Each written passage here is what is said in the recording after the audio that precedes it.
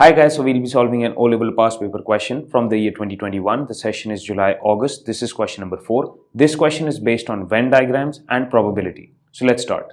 The question talks about a universal set in which x is an integer which has values between 1 and 10, the set P in which x is a prime number, and the set F in which x is the factor of 18. So in the universal set we have all numbers ranging between 1 and 10. However, in the second set, which is P has all of these numbers which are prime numbers, which are going to be 2, 3, 5 and 7, since all of these numbers are between 1 and 10. And this set P, has all the factors of 18 that are between 1 and 10, which are going to be 1, 2, 3, 6 and 9. Okay. The next part says complete the Venn diagram. They have already put 1 down inside of the set F. So let's complete the Venn diagram. First of all, we need to find what are the elements that are common between F and P. And the way I can see it, 2 and 3 are the only common numbers between these two sets. Then we put down values that are common, that are only present in set P, which are going to be 5 and 7. And then for set F, the values are going to be 6 and 9 because 1 is already there. The values that are not present in between P and F, those values go outside of these two sets inside this box, and they are 4, 8 and 10. Let me remove this over here. One second. Okay. The next part says write down the elements of P intersection F. The elements are very simple. They are 2 and 3. The next says state the number of elements which are present in P complement union F complement. If I draw this first, if I draw a rough diagram, let me see what P complement union F complement actually means. So imagine that this is P and this one is F. So if I talk about P complement, let me shade all those areas in which P is complement. So without P, that is the first one, I will shade every region that is outside of P, which includes some of the region in F. Okay. Then F complement would mean that I would shade all the regions that are outside of F, even if they are common in P. So I would shade all of this region. One second, let me complete all of it, including the elements in P. The only thing that is left over here is the area which is in between, that is the area of intersection. So I skip this part. If I skip this part, the number of elements inside this statement over here are going to be 8 because there are only 2 elements over here. So n is equal to 8 in this question. Let's move on. The next part says they have given us a bunch of numbers 1 and 10, 1 till 10. The question says Tara has these 10 numbered cards. She takes one of the 10 cards at random. Find the probability that the card shows a square number. Let's see how many square numbers there are.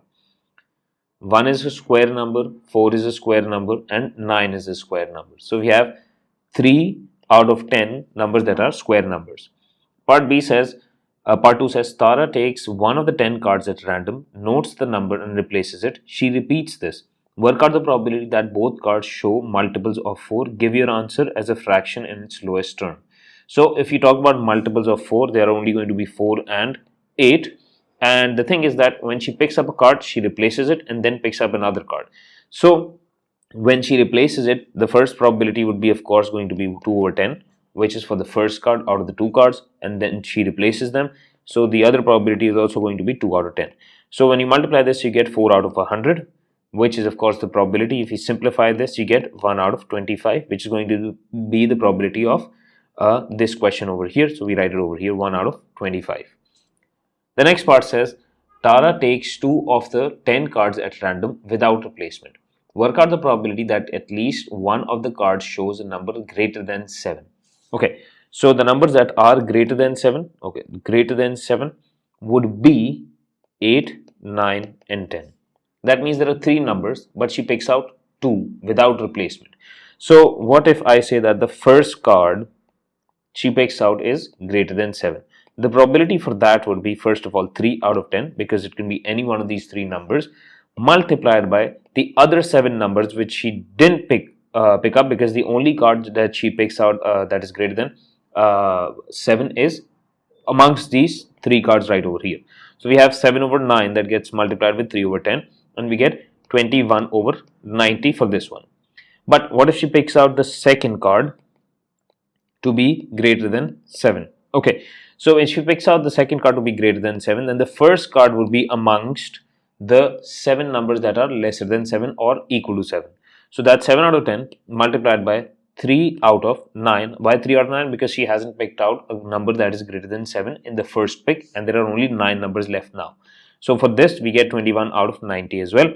Then lastly, what if both cards are greater than 7?